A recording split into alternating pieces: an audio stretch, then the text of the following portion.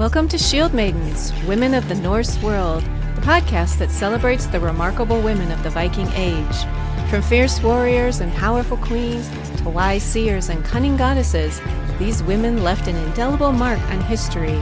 Join authors Johanna Wittenberg and K.S. Barton each month as we explore the stories, achievements, and impact of Norse women. Welcome to Shield Maidens, Women of the Norse World.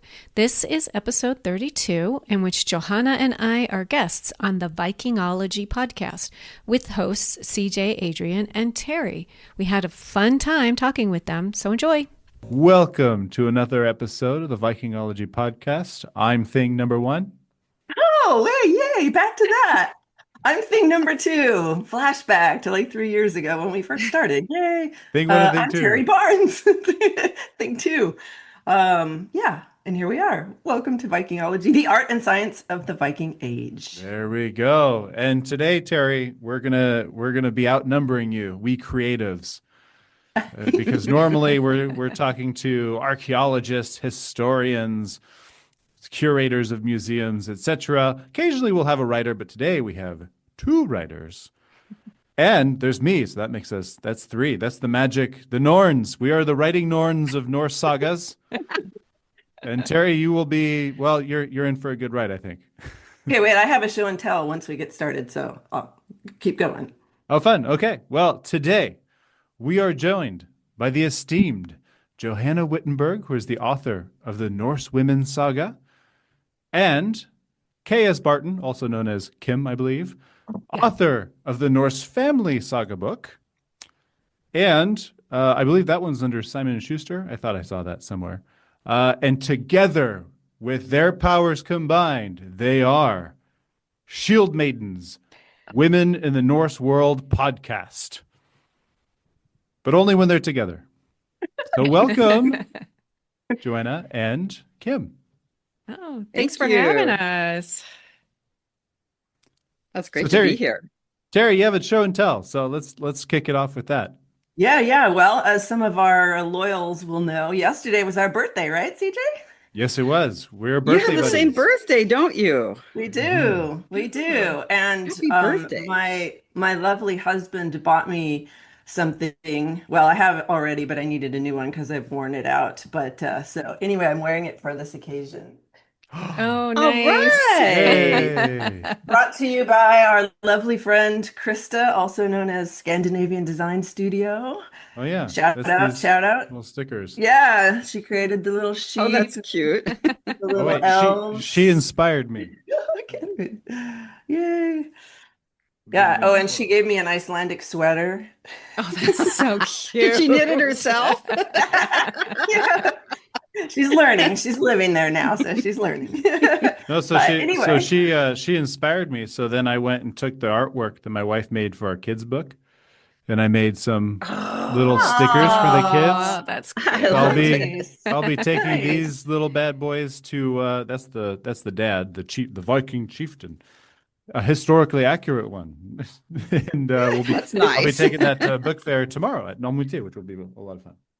Well, and mine too is because obviously I teach about Vikings and all that stuff. But for people who know me online, that my handle is Shield Maiden PDX. So I adopted the name. Although I will say, full disclosure, I'm a skeptic on the whole Shield Maiden thing. We all need to be at some point, right? Or to some Right. degree, right? Right. Yeah. Wonderful. Okay, well, so to kick today off, since we have writers, we're gonna dive into some fun topics. My favorite topic. I think I bring this up every time we have writers on the show, because I think and then we start with this question, right? And then we'll see where it takes us. But to the two of you, I posit a question that I had the privilege of answering with a couple of other writers on stage in 2017 at IMC Leeds, which is, how historical should historical fiction be? Ugh. Right, the big stuff. It's a whopper. Wow, you don't mess around. All right, good luck. You want to Who's go gonna first, go Kim, or do first? you want me to? Go ahead. You can go. Okay, I'll go.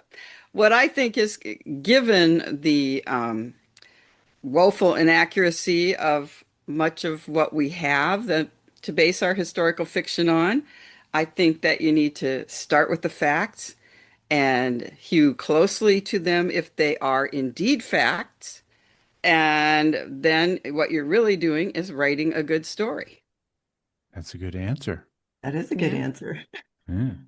Well, I always feel like I am writing fiction, and if you have to have everything exactly as everything was, then you might as well just pick up a history book.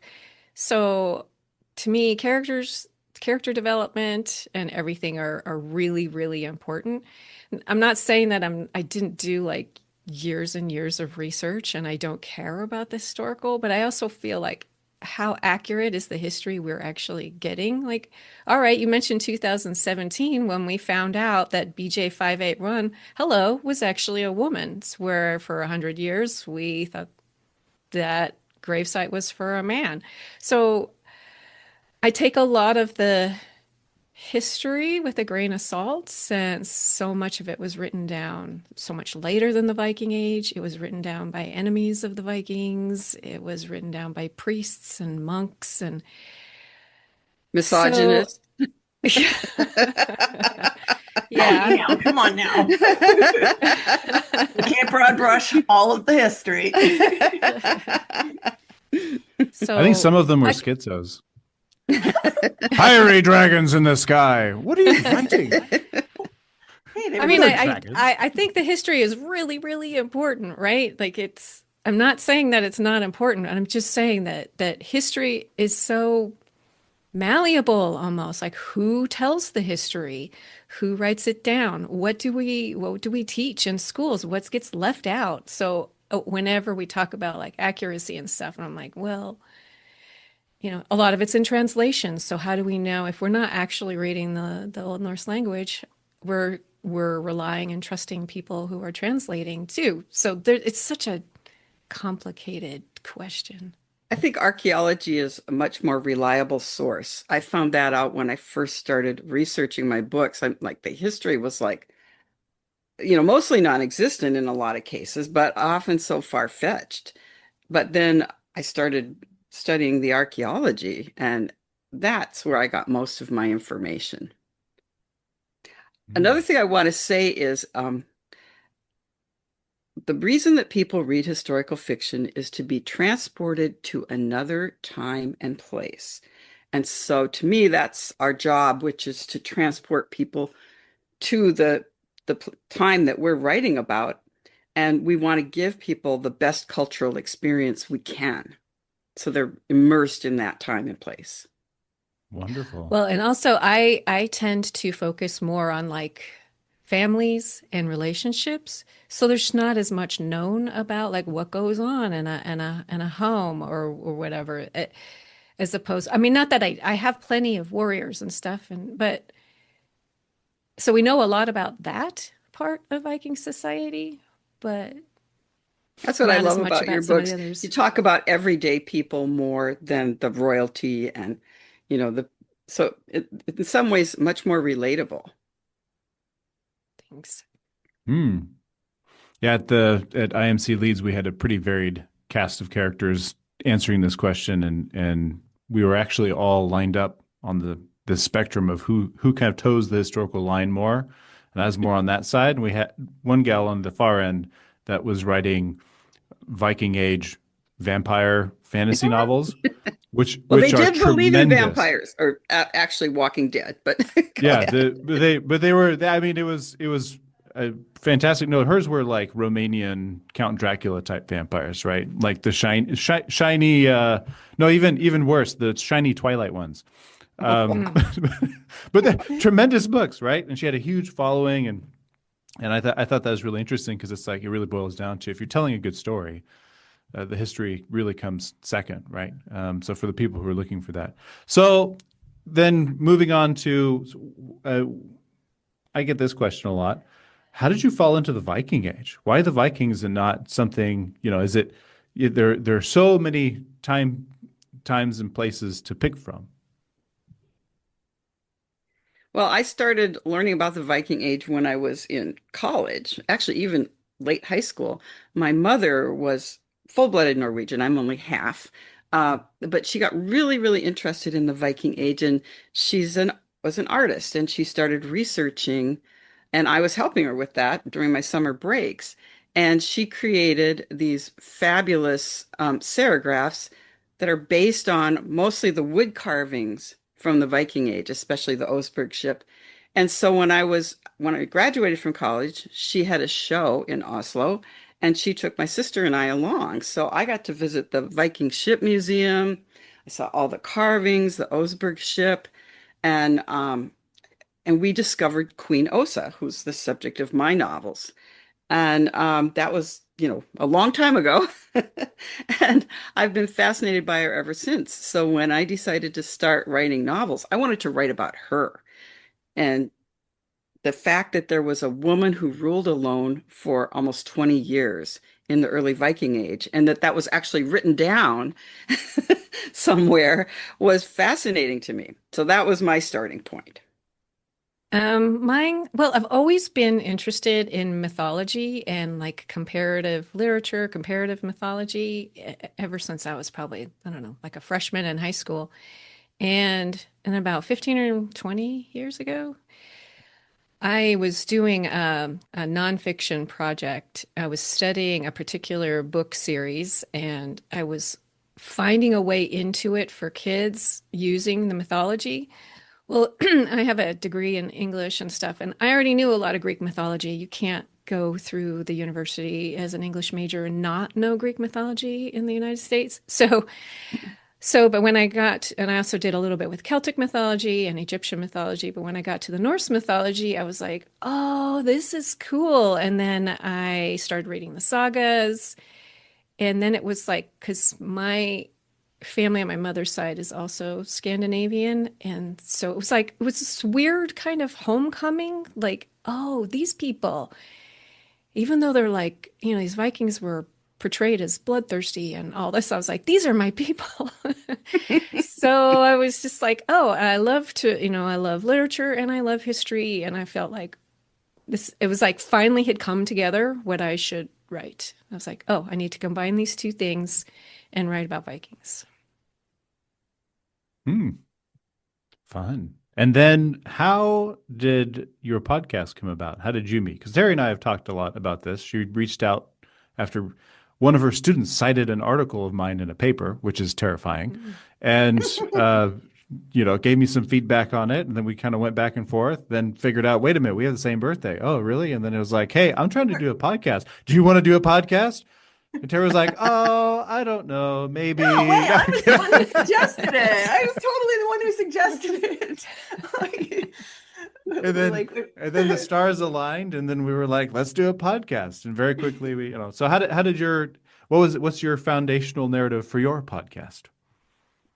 Well, I'm the one who reached out to Johanna. I had wanted to do a podcast that focused on women in the Norse world. And I'd just been kind of like, I don't know, for a long time, like a year, I would think about it and then I go, oh, it's too much work. I don't want to do it. And I knew I had to have a co-host. I did not want to do it by myself. And then I was at, it was an online historical writers, was it the History Quill, I think? Yes, They were I doing think an it was. online History conference. Quill. And I was in a breakout room with Johanna and she was talking and I thought, she would be perfect. I'd read at least a couple of your books at that time. And then, and I was like, oh yeah, her books are great. Her research is so good. And so I reached out to her and then I don't know, met a few times and kind of hashed out the details. And we have never met in person. No. We've only met once in person We made it happen. in 3 years, but yeah. Open invitation to France. All right. Terry will go as far as Iceland, but But not France. That's a bridge too far. I may have to go to Iceland to see her again, which I'm okay with. That doesn't sound like a hardship. It's my second home. What can I say? I want to go to Thor's gym and train with the mountain, but I'm getting older. Like time's passing, my body started. Like I tore a tricep the other day. Yeah, at first big muscle tear ever, and now I'm thinking, Get I'm used not to it. gonna. It's all downhill now. Well, but I think I missed my window to train with Thor because now I'll die. Like I could have held my own 10 years ago. Actually, I just was messaging with a friend yesterday who's bike riding in Spain, and she crashed her bike and broke her femur. Ooh. So it could be Oh, worse, CJ. It could be worse. You could be like yeah. getting Yeah. surgery in a foreign country, getting a rod put in your leg, and then looking at a plane ride back to the Oh States. my Oh my gosh. goodness. Wow. That sounds Yeah. terrible. Yeah. Uh, Well, you know what they say, if you take all of your baggage and you throw it out in a room with everybody else's baggage, you'll go right back and take yours back. I've never heard that before. Me neither. Yeah. Now we know. So how so did the have you title guys, come about? Oh, sorry, go ahead, Terry. no, go ahead. I was just going to quickly say, just sort of shout out to my one of my PhD supervisors, but I'm imagining you all have seen this book, Oh, I The haven't. Hidden Lives of Mm-mm. Viking Women. This is brand new this year. Oh, It's Oh, a collection of nice. it's on my essays list. edited by, yeah, Michelle Hoyer Smith and also Alexandra Oh, Sandmar. yeah. Friend of the show, been on the podcast, but yeah, so she's my PhD supervisor. But yeah, so Nice. it's a nice Cool. collection of essay that's archaeology and history. Because, like you say, Nice. Johanna, I mean, the archaeology is very interesting. Although probably, the gold standard is the mix of all of them, right? Because archaeology Absolutely. has to be interpreted as well. You can't just sort of look at objects in sort of isolation without sort of making up a story about them. I mean, you Exactly. can, but That's then what you we get do. you can, but then you get the dinosaurs, right? Which is Right. Yeah. now they're figuring out that they just threw skin on bones, and so we made them, so that the new revised T-Rex, they plumped it up like a chicken. It's hilarious. But that's probably how it looked. It was probably actually quite round. A really big chicken. But yeah, but for like a century and a half, or like it's a skinny, like gross, monstrous looking thing. No, it's a chicken. A really big one. It's a chicken with teeth. So Terry, you mentioned something. I'm going to leverage this because I think this will be fun. Mentioning that you're still somewhat of a Shield Maiden skeptic, and then we have uh, two folks here who are have a podcast named Shield Maiden. So how did you come up with the name Shield Maiden, and can you convince Terry that they were a thing? No. Good Well, luck. I think Kim, you came up with the title. well, we wanted to do women in the Norse world, and then we thought that shield maidens at the front of that would be it was really just marketing. It's just a It kind of lets people know pops a what little more. approach we're taking, I think, don't Hmm. you? Yeah, what our Yeah. slant is. Yeah, the strength, even if they're not out there fighting, the strength of women in the Viking Age is Mhm. highlighted. Yeah, the strength and also the fact that they did have agency, that they did Mhm. wield power. They weren't just these little chattel, which is what came later. That was a much later thing.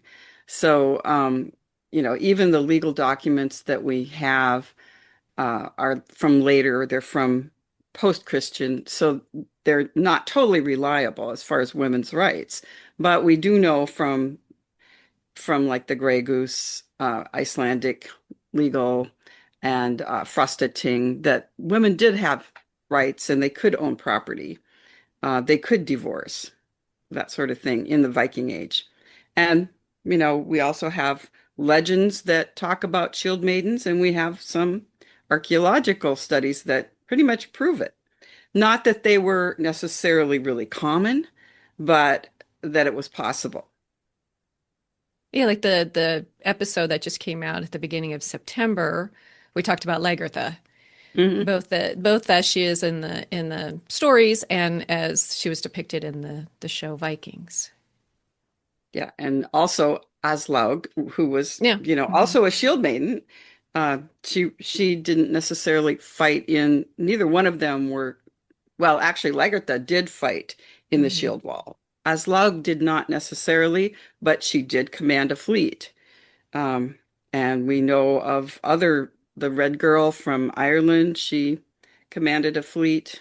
Um, So, there's getting to be more and more evidence that's being compiled now that point in that direction. Um, what you want to make of it, that's up to the individual author, I think. Well, I had go ahead.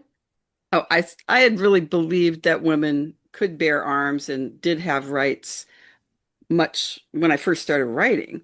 And that was during when I was still writing my first book is when BJ 581 was revealed to be a woman. So I had already started down that road before. But it was really hard to find historical information that supported that. So it was nice to find the archaeological. What's the margin of error on that skeleton's DNA sequence for the gendering? Is there a margin of error? No, There has it's Where they're got more like, to do. It's this got is more to do with female. Yeah.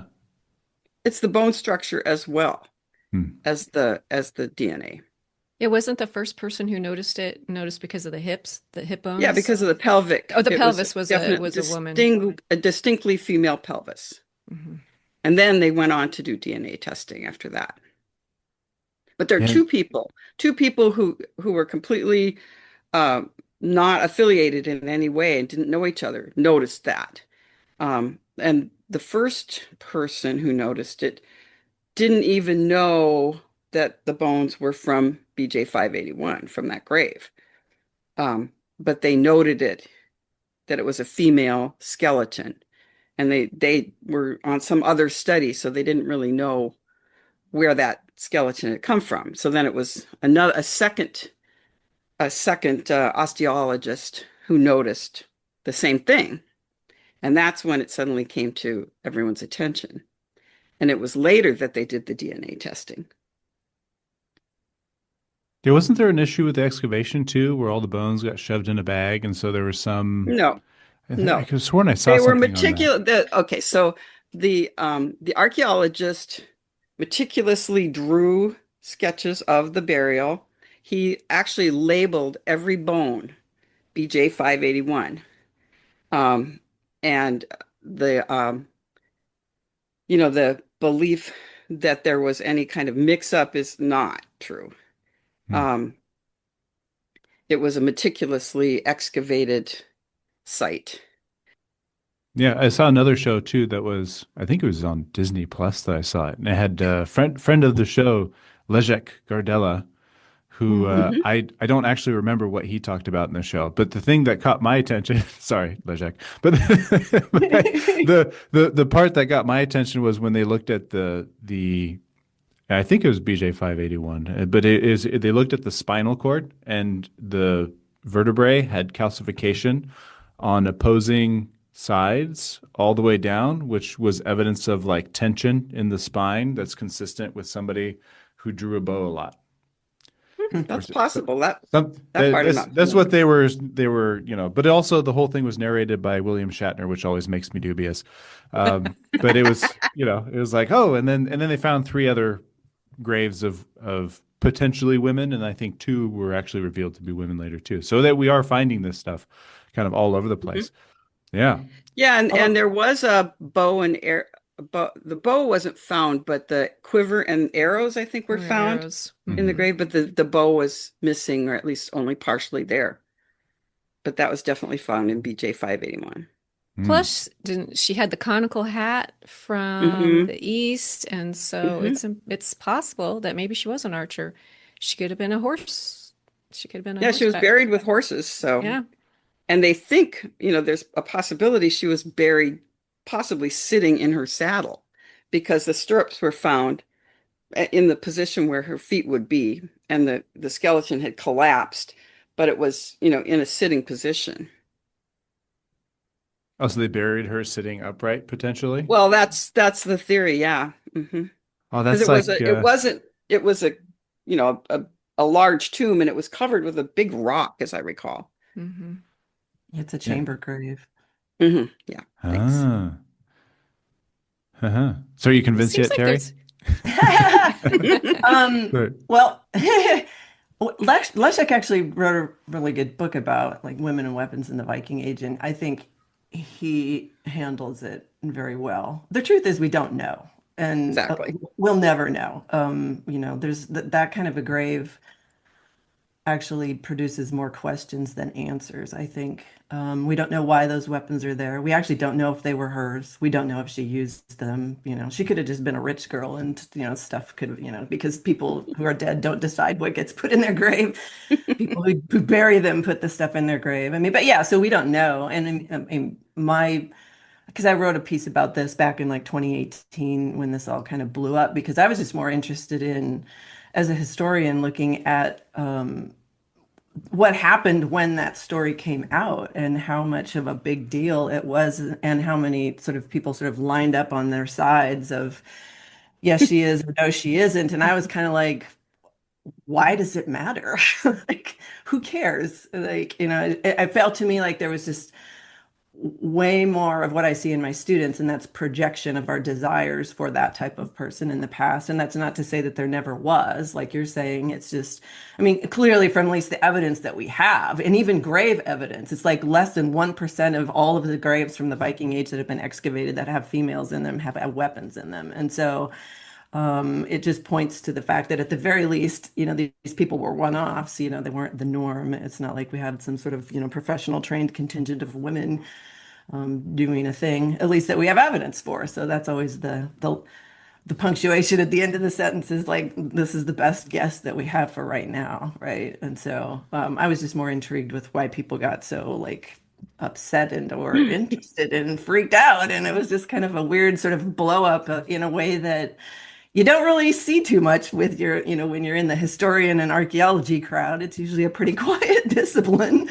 But then the internet blew up because there was a woman warrior, and it's like, I don't know. It was kind of a surprise that it got to be such a big deal. Yeah, totally. Totally. Well, I mean, and they, and I kind of accused um the authors of the article. I mean, like you're saying, picking the name Shield Maiden for your podcast and the marketing. And like, I think it was even Leszek who told us, like, right, why his most recent book, Vikings in Poland, well, why is it called that? Well, because you're told if you put the word Vikings on anything, then it sells. And then when they like publish an article with, female Viking warrior confirmed by genomics, it was kind of like, okay, come on now. That's like a little bit of clickbait there.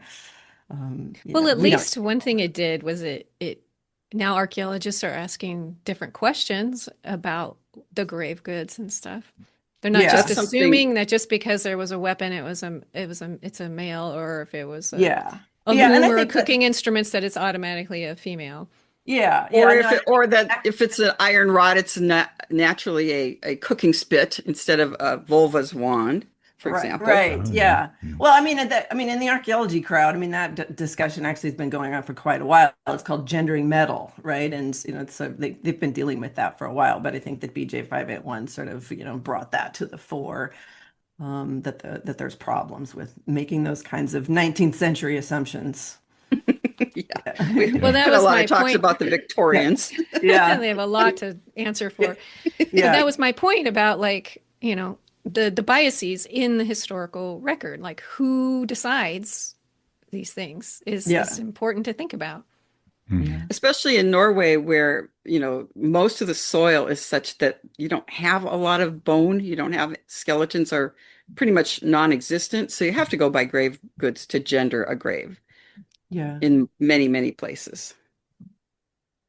Yeah. Well, and I do think too, I mean, most of everything that we have in sort of totality, whether it's, science, archaeology, written sources, whatever, in a general sense, do point to a fairly traditionally gendered society like the rest of sort of medieval Western Europe.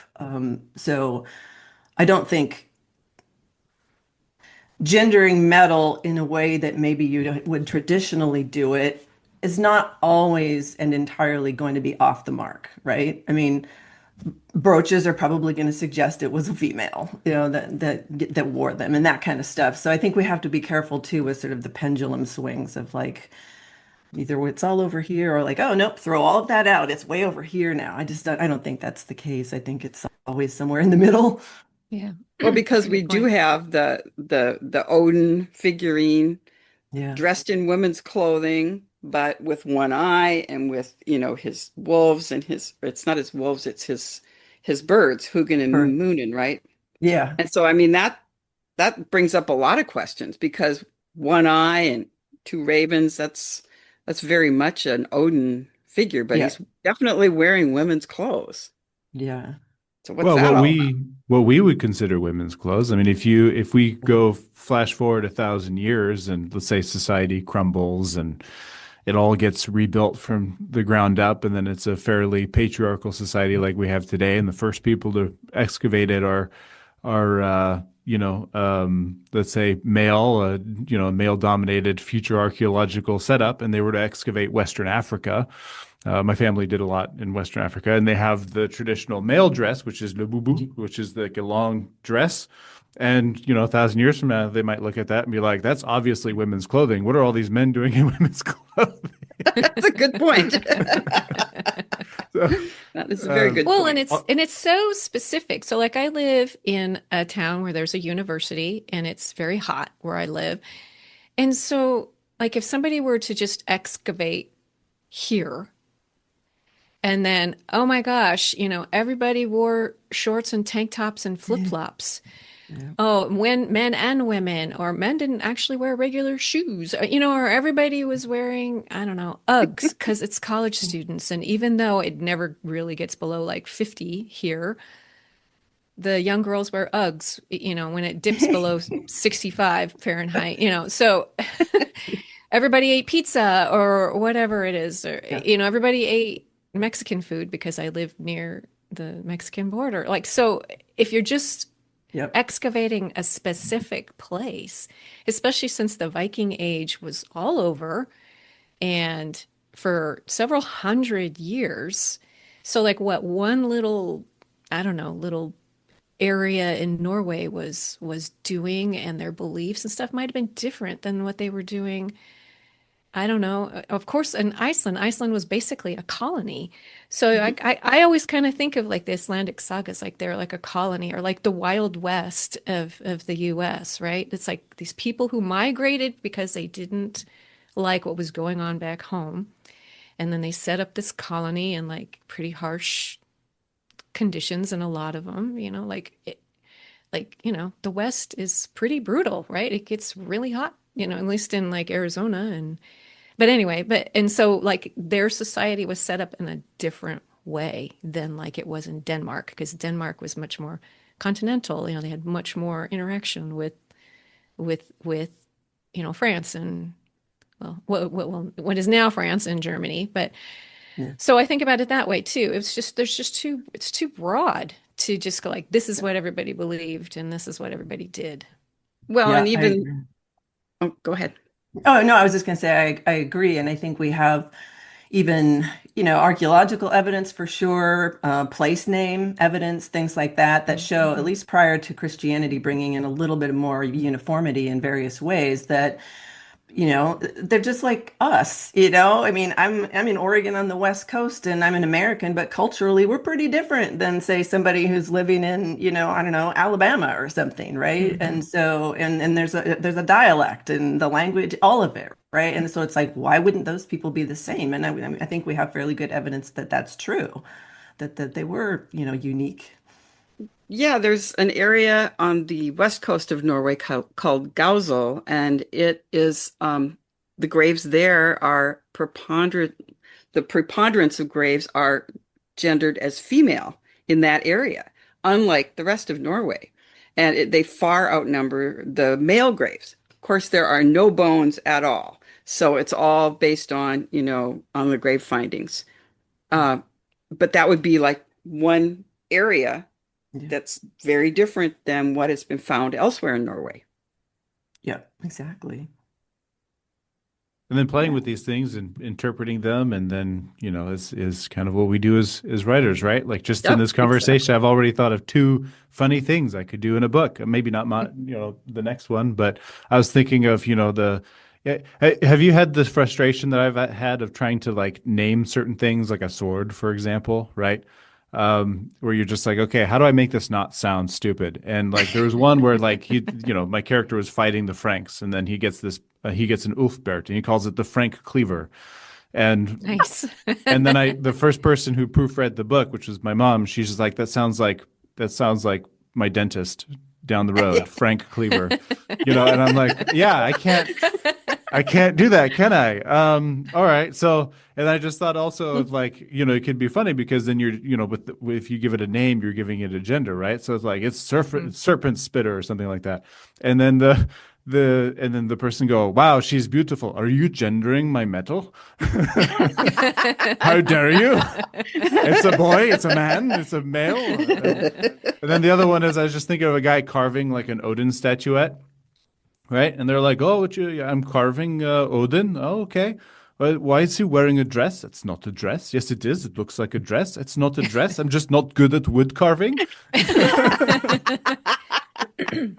So stop criticizing my ability. It's my first time doing it. I want to have a good present for my children.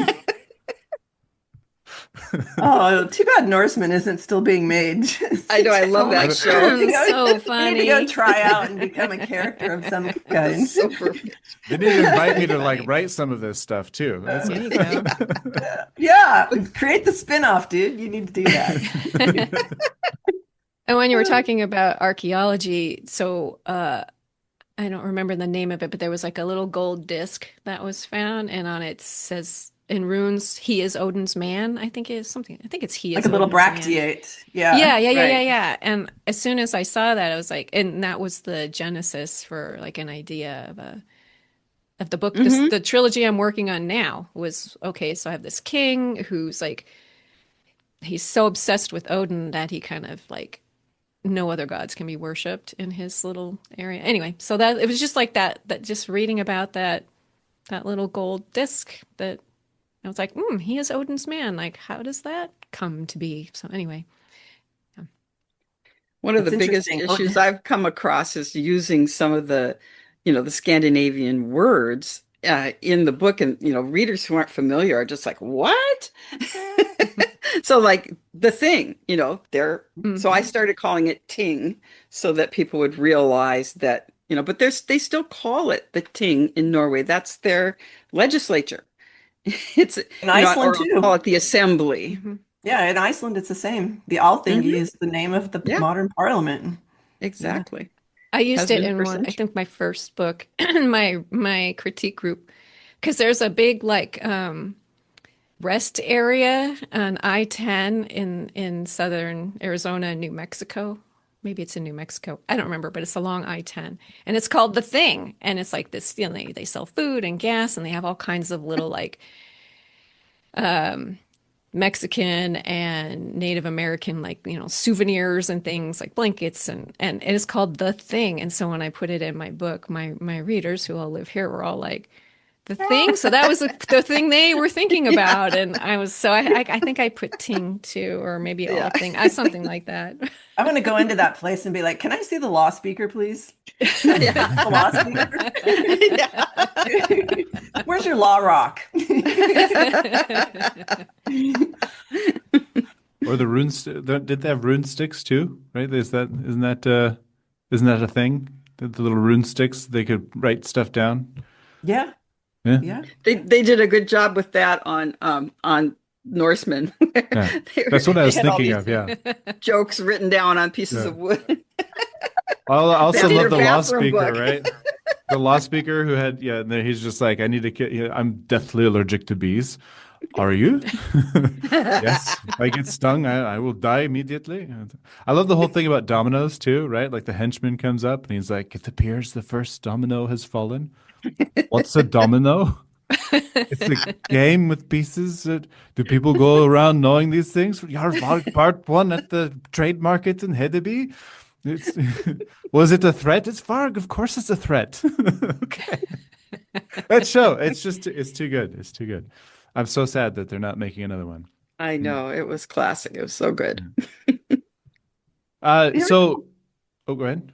Oh, so the original Vikings one that you guys talked about in your latest podcast, though, that was good too, I thought. Well, I mean, I don't know. Actually, I would say the later ep series, or as I started to get towards the end, like year five, six, whatever, I was kind of like, eh. But the first couple, like basically up until Ragnar dies, I was all in. I thought, okay, they do a pretty good job here. I mean, obviously it's fiction and they're like, and it's dramatized and they're like, times doesn't matter, right? Because obviously Ragnar can't be alive and go to Lindisfarne and then also sack Paris, like, 60 years later and not look like he aged a day or anything like that. And Rollo and Ragnar are like, whatever, not brothers, but still, Yeah. I mean, to give a good feeling for like what it would be like. I think even Neil Price has commented on that too, as far as like, okay, this is what it feels like to have a farmstead and to sort of do the day to day and, to take your kid to the thing for the first time and all of that. I think I liked that show. Mhm. You Yeah, and didn't they like it, based an TJ. awful lot of the incidents on things that were in record too. Yeah. Yeah, exactly. It was the first few. I think I draw the line after the second season. It was getting Yeah. iffy after that, but Yeah. Yeah, I actually have my students watch just like the bit on the raid on Lindisfarne. I do think that had a pretty good feel for hmm what it must have Mhm. felt like, and that whole like the culture clash between the heathen and the Christian. And y'all probably remember like the moment that sort of stood out for me was when they find the monk, what is it, Ethelstan or whatever, that yeah, they take back, but they find him like behind a piece of furniture or something, and he's clutching onto the book, and they're like lifting up the book and like trying to get the good stuff to fall out of the book, right? Like, what is this? Why is this, what you're saving out of all of this great stuff in this room? And he said it was the word of God, and without the word of God, there was nothing but darkness. And I just thought that was, I mean, I'm not a Christian or whatever, I'm not a religious person, and so it didn't hit me for that reason necessarily, but I just thought that's it. That highlights, sort Mhm. of, again, the culture clash of what's going on here. These two people are there for very different reasons and interacting in a way that's, yeah, anyway. But I thought they Mhm. did a good job. I I thought they like the did a point great when job. they baptize Rollo and they put him in the river and they go to touch his forehead and he's And he's just like, like going yeah, like, what yeah, is happening? yeah, yeah, yeah. Yeah, they So. really. Oh, that's a good kind of topic for this group too, because they started off so well, and then it just degenerated into pure fantasy. And it's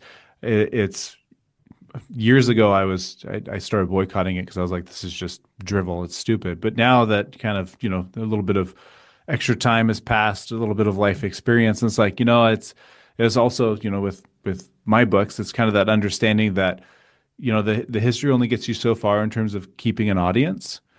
Because after a while, it's like those things are great at the very beginning, but then it's like, okay, but you've got to up the ante every time. And it's like every time I write a new book in my Hastings saga, for example, he has to do something bigger. And as a writer, it drives me nuts that I have to figure out like how do I get him to do something bigger, but also keep it, because I try to keep everything very plausible within the historical context. But then, but I have to one up, like, oh, after Paris, what does he do? Well, now he's going to try Constantinople, right? And it's like, oh, wait a minute, I can't play too hard with that history, but then I can because there's gaps and Exactly. only hmm 15 years later you get the Varangian Guard. So it's, there's things to play with. So with I think that's something I'd like to hear from the two of you is how do you balance that as you go forward without losing that authenticity? Well, for me, Well, I've gone farther and farther into fantasy. It's just, to me, I'm so interested in Viking Age magic and their beliefs.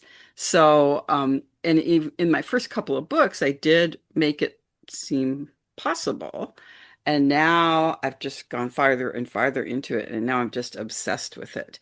But Queen of Hell was a story where Osa actually goes to hell. And, I base it on the stories so that I make as realistic of a picture of hell based on the sagas and the myths as I can. But I also portray it as a mystical experience. She's gone into a trance and she goes to hell that way. So anyway, that's what I've done. How about you, Hmm. Kim? I pretty much only write trilogies, so I don't get my characters. I don't have to go that far, so so I don't have to keep like making everything bigger and bigger. I have like an idea for a story, and it's like first act, second act, third act, and then it's wrapped up. So I don't really have to keep upping it. But this new one I'm working on has a little more magic, even though it's basically what they believe. Like, I have a woman who can like she takes some stuff and she goes into a trance and she has visions, right? And then I have another one who does I don't want to call it shape shifting, but she can like, like they have characters who like throw their minds into an animal's mind. So I have that going on. Like it's stuff they actually believed in Yeah. and that are in the sagas or all over the sagas. And so I'm like, well, it's kind of historical because they truly It's believe that documented. Yeah. they believe that. So, but it's not something that we're like thinking, well, that's historical. So it's like I'm kind of like there's that edge, but I've never written more than a trilogy and I don't really ever plan to because I have a terrible attention span and I get tired of things really quickly. Like, okay, I'm done with these characters and I'm ready to move on. So I really can't see myself writing past three books anyway. Be like Octavia. Was she on like her 12th book and 12th Yeah. Oh yeah, yeah, installment in yeah. the series or Yeah. something? Oh, her Right? latest one. Yeah. Well, I'm glad you brought her up because this is interesting. Have either of you picked up on this interesting trend that I've noticed that, and it's really there's a community of authors all circling around the Norse, and there's quite a few, but we all sort of circle around the same developments. Kind of like Mm. Joanna, you mentioned, kind of moving into the magical realm, right? And I've seen that with like three other authors, and my character is having this spiritual transformation, whereas he's seeing more mystical visions and that sort of thing, right? And it's like, have you noticed that we kind of all kind of, we're not, I don't, and what's interesting is all these books kind of come out at the same time. So there's no way I could have read yours, no way you could have read mine, no way I could have read Octavia's, no way she could have read mine, right? And so I send my character to Byzantium, to Constantinople, and I noticed like 12 other authors released books within 3 weeks of my releasing mine of I have characters a going to book. Constantinople. And I'm like, so are we, is this like, is this the algorithms Hive or mind. Ooh. Or tapping into something. I have a yeah. character who went to Constantinople. Only I decided to subvert things, and he did not have a good experience there. He kind of crashed and burned and hightailed it back to Denmark. But yeah, I don't know. There must be something in the zeitgeist or something Yeah, about. because we all Well, kind of, move in that same direction almost. Yeah. It might just be the evolution of Vikingology. The way Mm. they developed, and it is so interesting because, we know that they did go to Constantinople, but we just don't know a lot of details about it. So interesting. It's interesting when you Yeah. can just like really dig for those details and try to get it to, you know, come to life in your mind. Because I did do some one of my characters goes down the Volga, and he doesn't go all the way to Constantinople, but he goes through, the Rus. And I read so many books trying to get this place to come alive in my mind. It was really an experience to do that. It's hard And because I did that too. One of my characters went down the one who went to Constantinople, he went down the Dnieper, and but everything has changed so much. oh, Even Constantinople or Hagia Sophia, I wanted to get a idea of what he would have seen, but it has changed so much since like, the ninth century or whatever. And so I watched all these videos and read about it, and I finally just landed on he's this young kid. He's young-ish. He was like 17, I think, in that book. And he, anyway, but he was just awed by it. Like and he was really taken by how much gold there was. So he's a Viking, so he liked the gold. But yeah, I couldn't really describe it exactly because I'm like, it's changed a lot in the last, 1200 years. So I was just trying to like, let's just go with awe. Like, how did they do this? So. and that's a great approach because, that's there your reader is able to experience it through your character without going into all this, info dump and so much detail. Mm. Mhm. So that brings to mind actually something I think is interesting for me, and CJ's talked about it too with his books before in various podcast episodes we've had that so as a historian, I'm always trying to like at the most that I can to try to understand their world the way they did, right? And Mm. to inhabit that space. And yet for writing somebody who's going to read it now, you have to write it in an accessible way that they can sort of relate to. So how about that kind of like the tension between those two? I mean, obviously, maybe it gets a little bit to the sort of historical accuracy versus, complete fiction on the other end of it, but still, I mean, if you're trying to transport these people into a place and time, like you said, Johanna, then it's like, well, you want it to try to feel a little authentic, whatever that means, right? But then at what level do you be like, okay, I have to stop because people are just not going to understand this or it isn't going to connect or something like that? Well, slavery is one of those things that's, really difficult to address. And I kind of skirt that issue. I do have a character who is enslaved in an earlier book. Um, so I do address it a little bit, but basically that's a tough one. That's really tough for a modern sensibility. And I try to avoid it.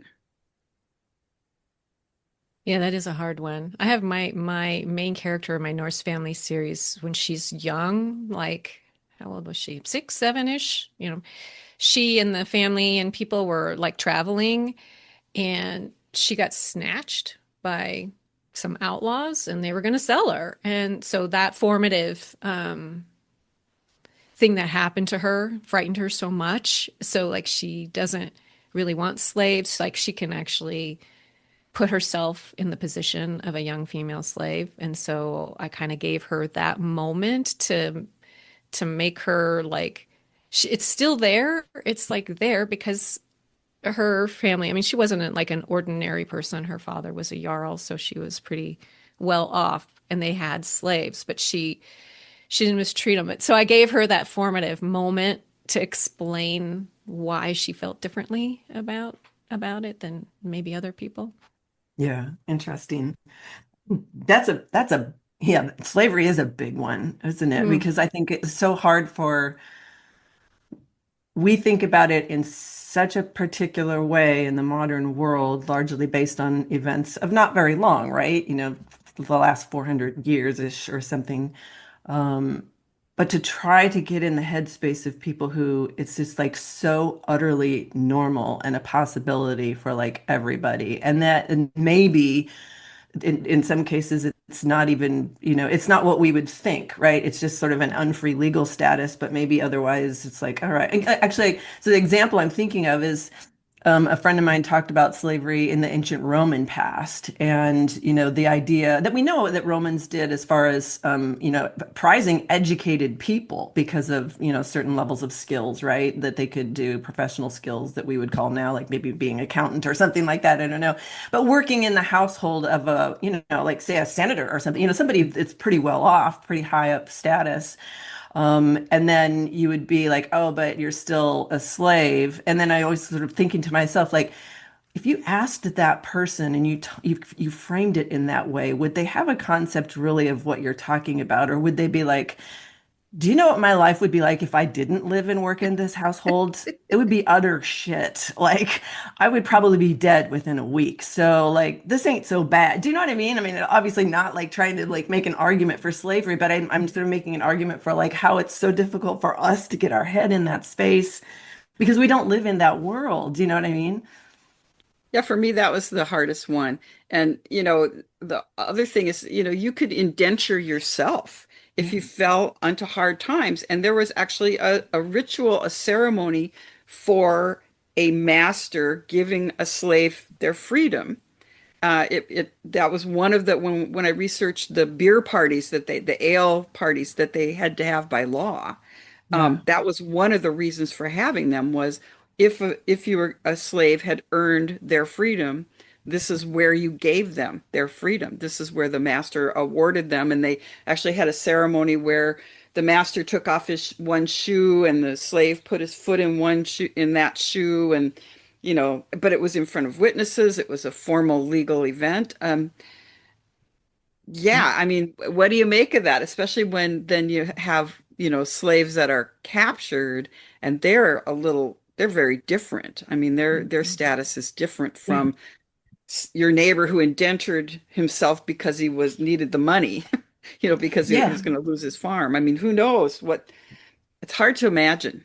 Totally. And I know definitely the Gragas, but that's based on older Norwegian law as well, that there was, the inheritance trade. I mean, you could basically take your inheritance and go and give it to somebody else and just say, here, I'm going to trade this so that basically you become now the person who's the beneficiary of whatever I would have inherited, but you're going to be responsible for me now. You're going to take care of me because otherwise maybe, for whatever reason, I don't have anybody else in my life to do that. And so I think that's another thing that for us in kind of the comfort of the Western world, we don't understand subsistence lifestyle and the fact that it's like it's so hard to just survive without community and support and everything. And it's just, yeah, so that you would actually, give up your own liberty, personal liberty, because it's, more important to like eat, you know? Mm.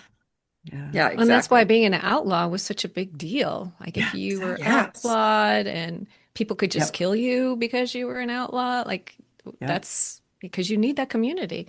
Yep. And I know people Exactly. have talked about language, a language as a barrier to historical fiction.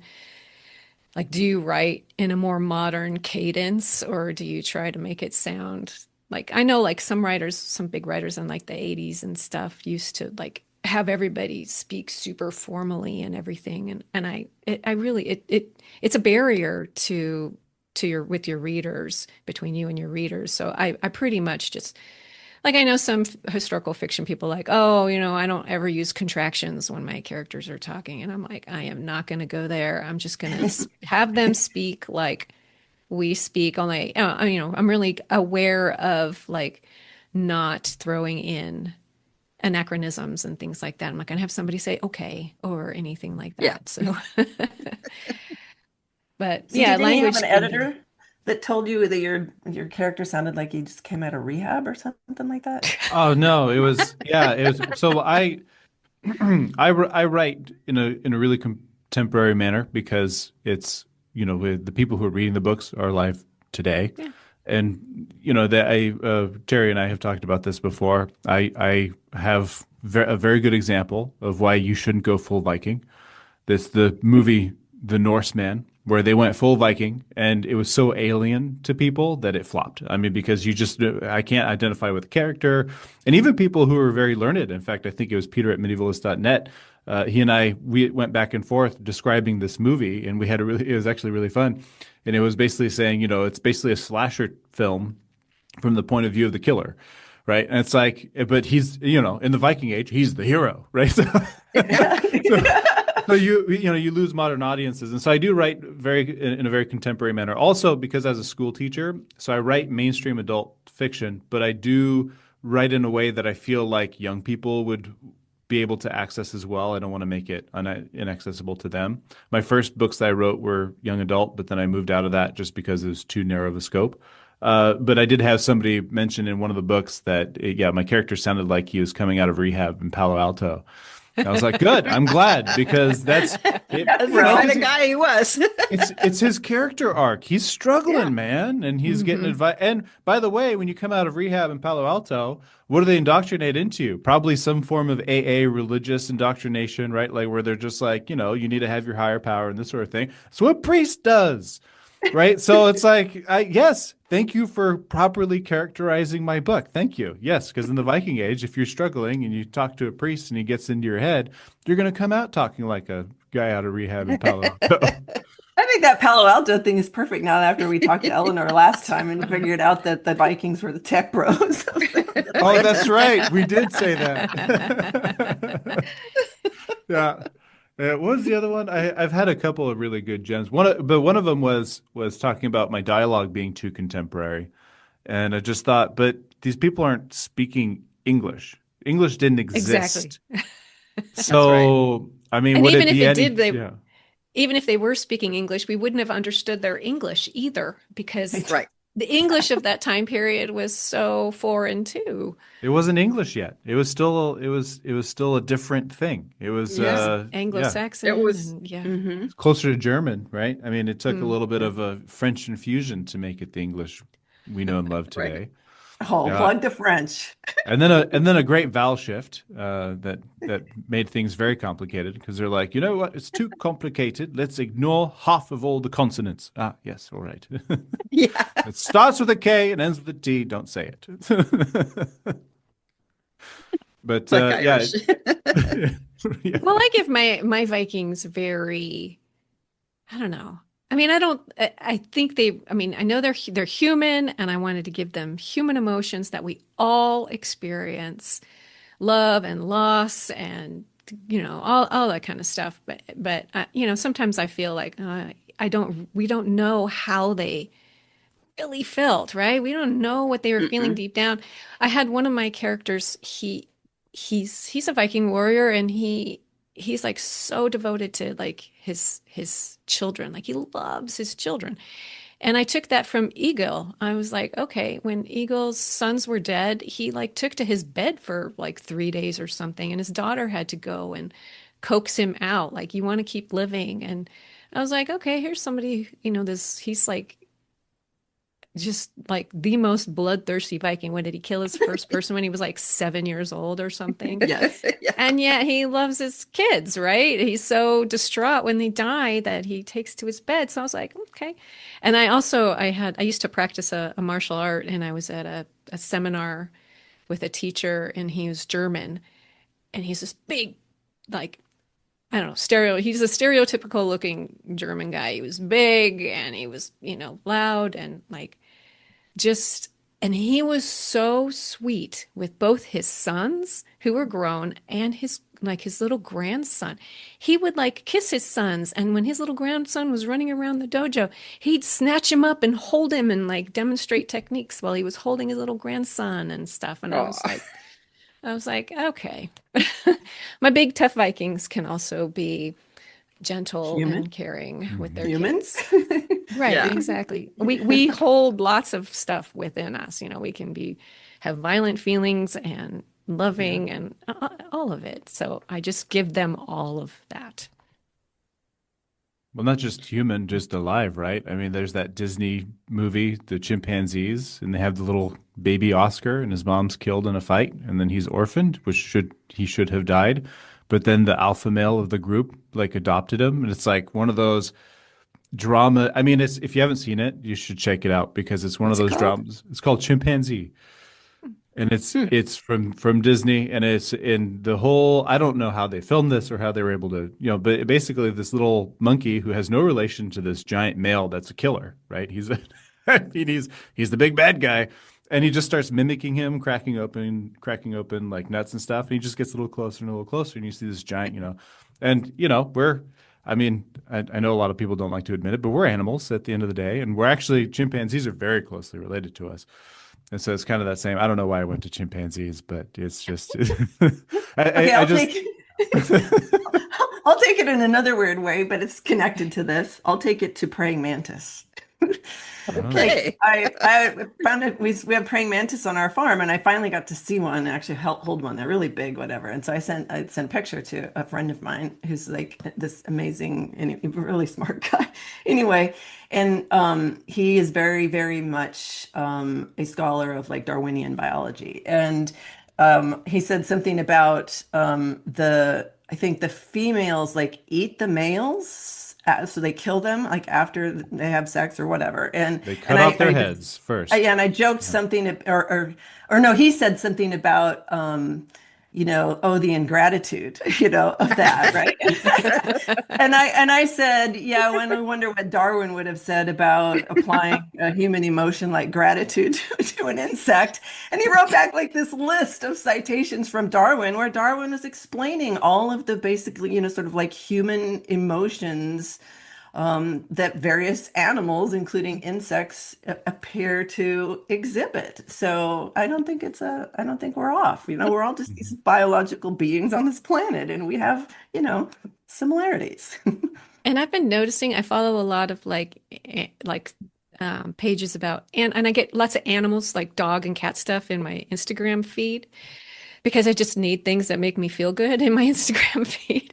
And I've just been noticing just recently about how so many of these dogs are like really understanding English, or this is in the US, and some of them are really, really like exhibiting really human behavior. Like there was one with a woman who called to her dog and said, smile, and the dog actually turned to her and bared its teeth in a way that was literally looked like she was smiling.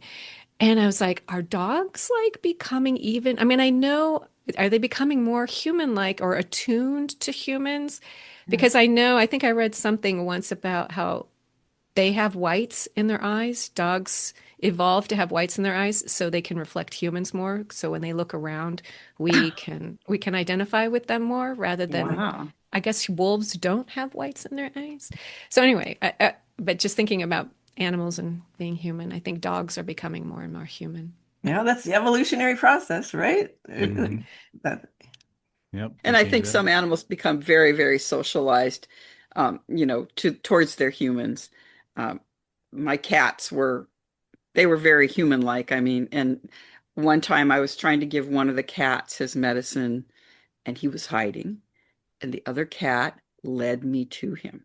oh, So, I mean, that's and he turned cold. around and went, meow. Oh. They It's get beat like, up later, snitches get stitches. I'm Meow. sure that's right. But it was quite surprising to me. I'm like, wow, that seems really human. Yeah. I have some animals in my books. It was kind of they fun to had look up. animals. Those Sure. Yeah. skeletons show Yep, up in lots yep, of graves. Yeah. yep. Dogs and I have cats a and dead horse in my book who, when Osa goes to hell, a horse that died in battle is there waiting for her. that's cool. Yeah. So Huh. Osa's made up, right? All of a sudden, I'm like remembering we had Ellen Mm. Marie and Ness on the podcast. Gosh, when CJ, that's probably been like a year and a half or 2 years ago already. But she's Mhm. one of the curators at the museum in Oslo, and she's worked there for a long, long time. And so then she talked to us about like what they're doing now with the museum and all the new stuff and what everything, but the history of the Oseberg ship. And she said that because Norway becomes an independent nation in 1905, and she said that because it was found, not very long, right around that time, that it was just part of kind of one of those nationalist origin stories. Because obviously we don't know who that woman was, right? But then the Norwegians at that time said, "Hey, it's a queen," and then they're like, "Yeah, that's it. Let's go with that." So that's what your character is based on, or?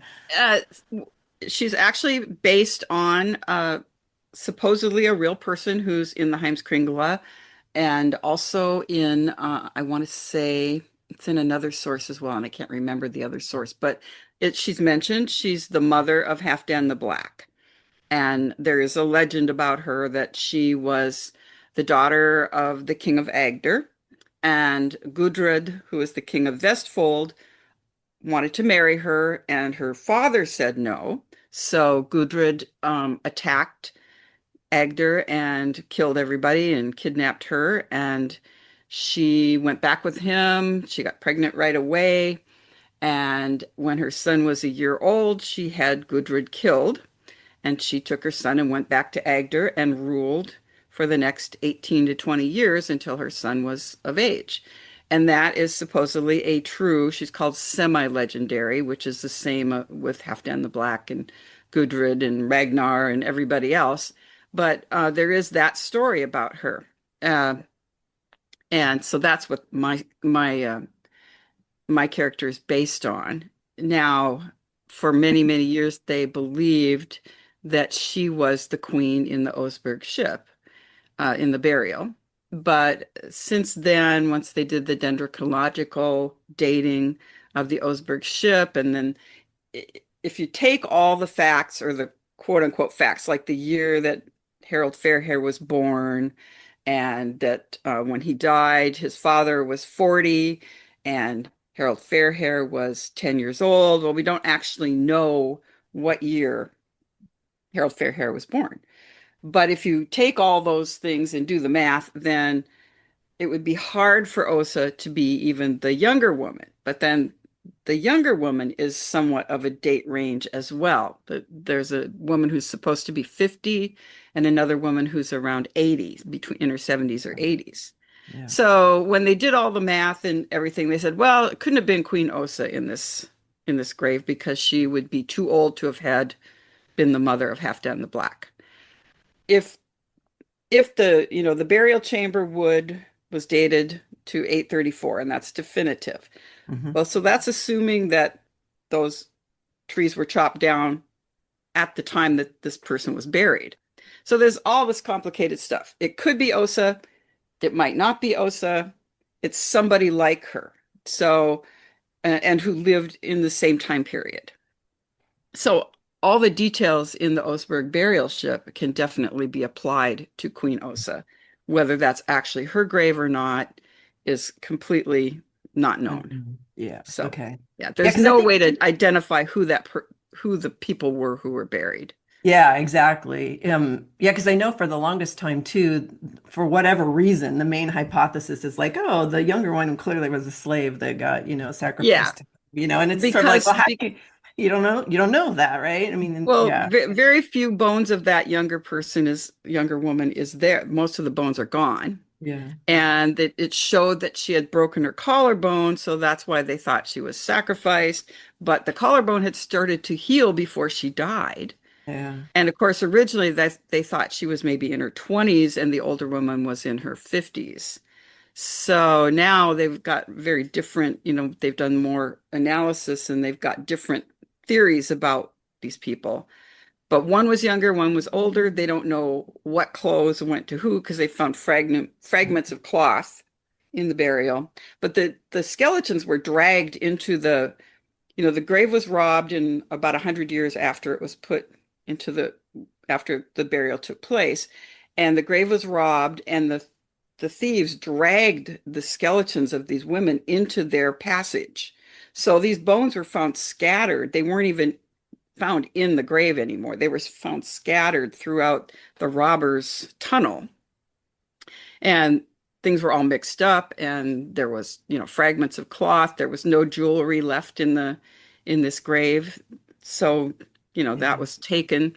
Who knows what was taken out of there, but there were some things that were found intact as well. And they have the Oseberg tapestries. Yeah. So there's a lot of inconclusive things about the Oseberg grave. Yeah. Yeah, because it seems like didn't CJ, I can't remember, like, did Ellen tell us that because maybe they could do like, some genetic testing because we don't even know if they were biologically related to those two women. Exactly. There's not enough DNA in I think it was the older woman. They couldn't get enough That DNA. was it. Yeah, that was where I was misremembering or not remembering if they wanted to do the testing, but there was a reason that they weren't doing it. They weren't able to get enough DNA. That's too bad, man. I A know. lot of mysteries. I'm dying to know the truth, but we probably never will. Right, Well, exactly. As you and I had gone back and forth a little while ago, Johanna, where it is because I read the first book in your series, and I was like, oh, hey, I know these characters because I did a bunch of research for it. Because my first series that I wrote, which I don't recommend anyone read because I wrote them when I was 19, and they're not.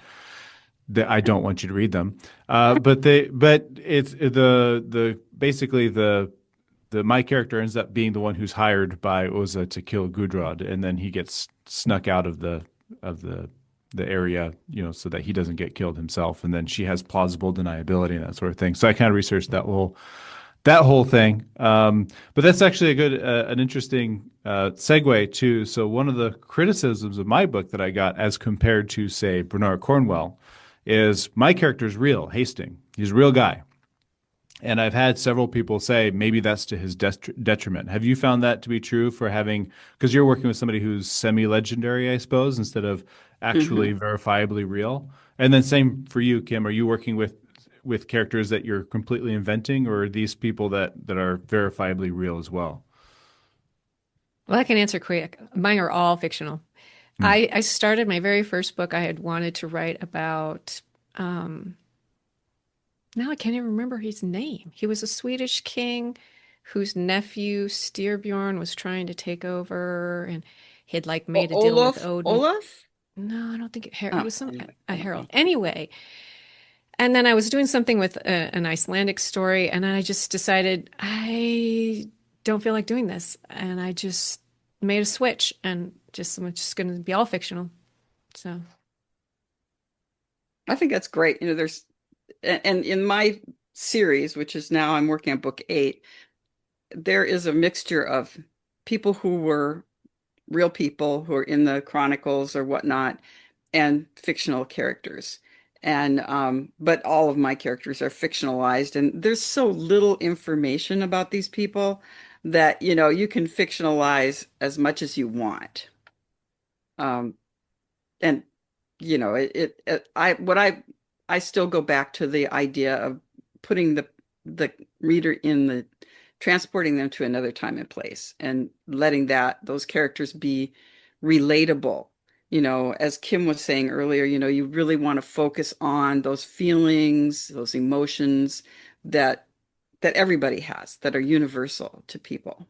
Hmm. Yeah, and And because that of all lets the these, oh, go ahead. I was just going to say that lets the reader enter this world. That's their door. Hmm. Yeah, and because of all the mysteries, it makes the Viking Age a very forgiving sandbox to play Mm. in. Because I also wrote a book about the fur trade, a fur trapper, and that's not quite as forgiving because we know so much more about that. Where it was like, and I actually had a discrepancy where I moved a date around and the editor didn't catch it, and I had a reader come back and be like, Central Park wasn't built until the 18. I was like, whatever. I don't know if I Oops. could go to that kind of historical fiction where you have to be that accurate, because I love to research, but I also love to let my imagination just go crazy. Hmm. Hmm. I'm also writing with a different name. I write some books that take place in the 1980s. And, there's a lot known, but I also grew up then. So I feel like I've got a good entry into it. And I still do my research and stuff. Like one of my characters was a swimmer, and I had to go back and I was like, did they, I was just like certain things like, did they even have when did they stop using a starter pistol and start using the beeper, whatever, just things like that. But it's a lot easier for me. But then my mom, who grew up in Chicago, she was talking about some stuff with her family, and I was like, oh, the 19 teens in Chicago, that would be a cool time to write about, right? And then I got kind of excited for about 2 days, and then I just had to You stop remembered myself. how much research you had to do for the Viking Age, Woo, right? right? And I was like, and so much would be known about the 19 teens, early 1920s in Chicago. There would just be so much information I'd have to go. It would take me 10 years just to do the research. And I had to stop myself from doing that. So bonus points to the Vikings, right? Yeah. Yeah. Yeah. It's wide open. Although Yeah. that brings to mind actually a good question for writers in this current day and age, and it's like, how much could you just use AI to help you with that? Mm. I don't Ew. use AI at AI all. is so unreliable. It comes up with Boo. such ridiculous crap. Nope. No, I Besides, mean, no AI people it's the here. want to. elephant in the room, right? I mean, whether you Yeah. love it or hate it or somewhere in between. I mean, and as a faculty who has to read student papers and people, I mean, it's everywhere, right? I mean, and it's so inescapable. Actually, you know what? I mean, like even as sort of odd ways occurring to me, like 2 or 3 days ago, they were talking about around here, like our main sort of electrical utility coming out and saying about all these these rate hikes that are coming and everything, and it's because of these giant server farms that are because of the AI and the building up of AI, and it's just like, Really? We have to pay more on our electric bill because of Yeah. this stupid technology that nobody asked for, but the tech Yeah, bros are just shoving down our throats? It's like, what the hell? You know? exactly. They And wanted it's to just, build a big data center here, and we were like, this is the desert. That thing requires tons of water. Like, what are you doing? But I guess the reason was because our weather is so stable. Like, there's no hurricanes or tornadoes or earthquakes or anything here. So they were thinking, we were like, yeah, but we don't have any water. Like, we've had like Tow an three iceberg in rains. and then ship it over land. Seriously. Yeah. so how much so do you think it's creeping into the writing trade? In my opinion, not that much because most of the writers I know really despise it. Yeah. Um, and also because so much of our work has been stolen. I mean, I'm part of the class action lawsuit for my books were in the LibGen, uh, and there's several class action lawsuits where my books they haven't determined which books, but they may have been used, uh, for AI training. And so, they stole my work. That's plagiarism, and a lot of AI is plagiaristic because of they scrape the internet, Yeah. and so they're stealing our work, and they're not giving us credit for it. So I don't know. I don't like it. I Yeah. can see the fatal attraction, and when I've used it, I've found that it does work pretty well for a blurb. If you want a blurb, AI can do a good job where writing a blurb for your own work is, as you probably know, the hardest thing, one of the hardest things an author can do, a blurb or a synopsis. And so it's good for that because it comes up with ideas that, like no human would think of and looks at things from a different angle than you might. So that's about as far as I can see it being useful. I honestly think most writers just despise it and wouldn't touch it. So, Yeah. Well, I feel like sometimes when writers will talk about, well, I use it for brainstorming or I use it for this. And I was like, For me, that's the fun part.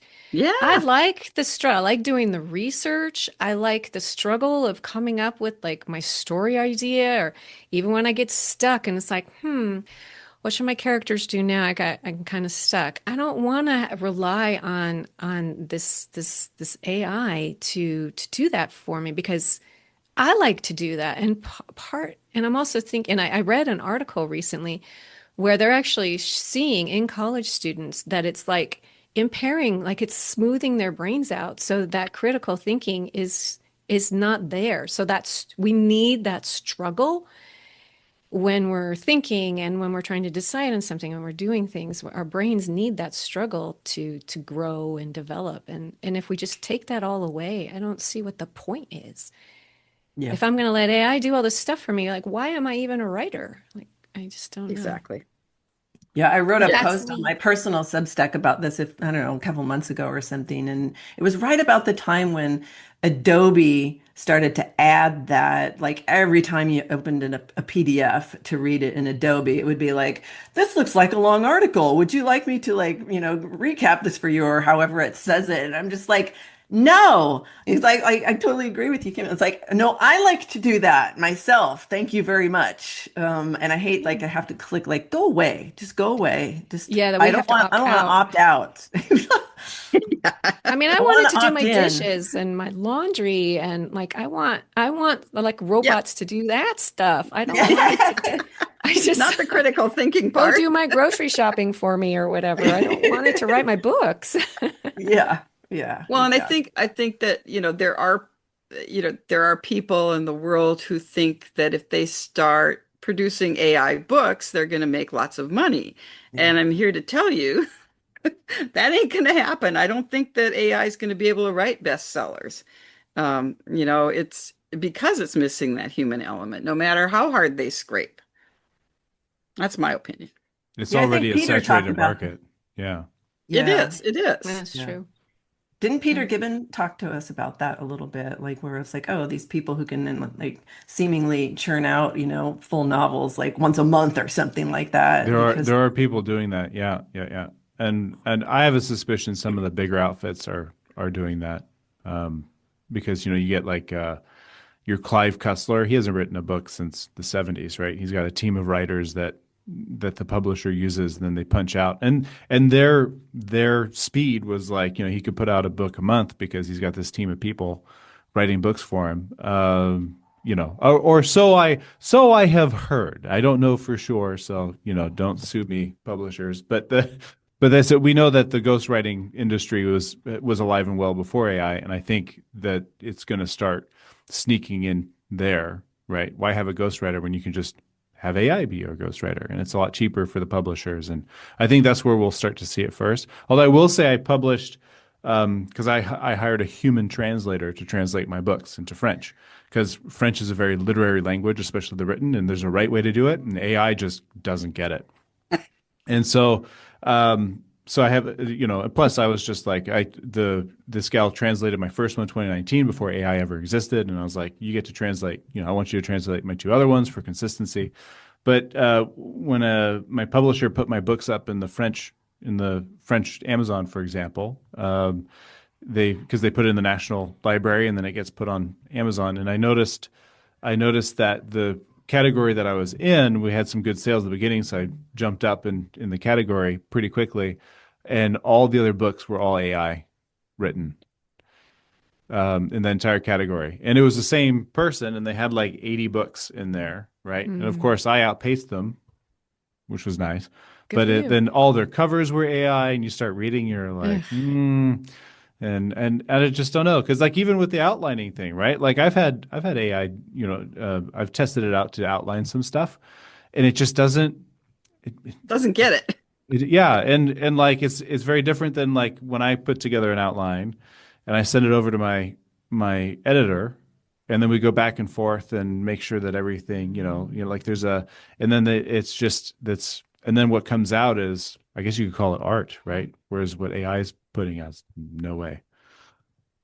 Well, so the So, problem Yeah. I think too is like, well, like look at like sort of the generational shift then too, because we're all sitting here well, I'll make a guess that we're all not 22. Like, well, at least I know I'm not as of yesterday. I just turned 23. No, that we lived in a time before this, and now it's being foisted on us, and we're having to figure out how to deal with it or not, whatever. And then I mean, I talked to other faculty who are like, oh, putting things in their syllabus, like where, that's plagiarism or that's cheating or what, it's like, or I'm trying to tweak my assignments so that they can't use Chat GPT or whatever it is that they're going to use. And I'm like, this is a game of whack-a-mole that you're not going to win, and so there's like this whole sense of like, okay, we're at that point where we're like, yeah, we don't really care for it that much or only in a limited sense or something like that. But when you've got 20-year-olds now who are being schooled in, how to use that, and that future jobs will maybe in some way rely on it, or what I mean? So like, let's fast forward, say 25 years from now and see what does that landscape look like with people who have fully embraced it because they didn't really know anything else.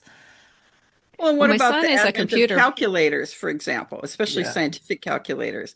And Yeah. now they're the norm, It Yep. has that, it probably has hurt our thinking. Yeah. Well, even books and writing language down, we don't memorize things nearly as well as we would if we were an oral That's the post. society. That's the post I literally just made on my Substack. I wrote like yesterday or the day before about what writing has done to us because it's a blessing and a curse. But it's a very old idea that I even quoted a piece from one of Plato's dialogues where one of the characters was griping about what have you done with, asking people to start writing things down? You've basically given them a way to start forgetting things because you don't have to commit anything to memory anymore. And this comes into play too, obviously, like with studying something like the Viking Age, like we all do, that, like, oh, well, before Christianity, they're pretty much an oral culture, or, like how much can you really rely on that kind of stuff? It's like, well, you know what? In the Middle Ages, actually quite a bit because people didn't have 8-second soundbite memories like we do now. They actually remembered things. But the idea of beginning to sort of document yourself by writing it down, but also erasing yourself from existence at the same time, because now you have no sort of memory of anything, I think and it's just interesting. And I think it's something that people don't think about a lot. That's really true. Well, Well, you even know, pictures. I probably won't see it. Well, even pictures. Like sometimes I wonder, like how many of my memories are set because I remember them from pictures rather than actually remembering them. Like, That's a Yeah. good point. Yeah. There's been a lot of brain science actually done about that, about hmm, how utterly malleable people's memories are. And you can, implant memories into people that they don't even have, things that never even happened. So actually, What? CJ, that makes me think too of like what you were talking about earlier, with brain science of your having to have the character do a bigger thing or a better whatever Mhm. time and time again. That to me like plugs into the brain science of addiction because you're like you're feeding your readers this drug and you're like having them chase the high by having Hastings do something bigger and better every single time. Oh, I that's think you need a the book where he's just boring the whole time, and you like to train people to be like set. It's okay if he's just yeah. boring. I mean, I gotta eat, man. Like, it's Yeah. Well, yeah. and people do really get to like your characters too. Hmm. hmm. Yeah. Well, it's actually funny you say that, Terry, because Dr. Anna Lemke, who wrote the book Dopamine Nation, and talks about all the and how addicted we are to all sorts of things.